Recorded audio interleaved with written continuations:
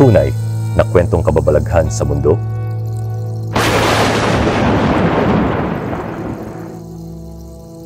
Paglalakbay sa Hilagang Probinsya isang araw, kasama ang kanyang katulong na may angkop na pangalan na Alila, nagpasya si Gironier na tuklasin ang mga bundok ng Hilagang Probinsya. Ito ay upang makita mismo kung ano talaga ang hitsura ng mga savage na mahilig sa pagkuha ng ulo at kung paano sila nabubuhay araw-araw. Unang hinto, ang mga Tinguians ng Abra. Ang kanilang unang hinto ay ang mga Tinguians ng Abra. Maliban sa kanilang kakaibang amoy na iniuugnay ni Gironier sa ugali ng mga Tingoyans na hindi nag-aalis ng kanilang mga damit. Natagpuan ng dalawang bisita na mas maganda ang ugali ng etnikong grupo kaysa sa kanilang inaasahan. At dumating ang pinakamalaking sorpresa sa kanilang buhay.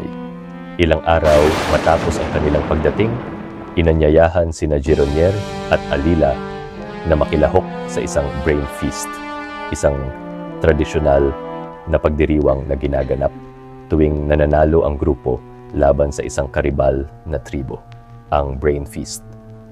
Ayon kay Gironier, nagsisimula ang kakaibang tradisyon sa pamamagitan ng mga pinuno at mandirigma ng Tinguian na nakaupo sa paligid ng isang sagradong espasyo kung saan nakalagay ang isang malaking sisidlan ng base, alak mula sa tubo, kasama ang ilang mga napugutan ng ulo mula sa kanilang mga kaaway.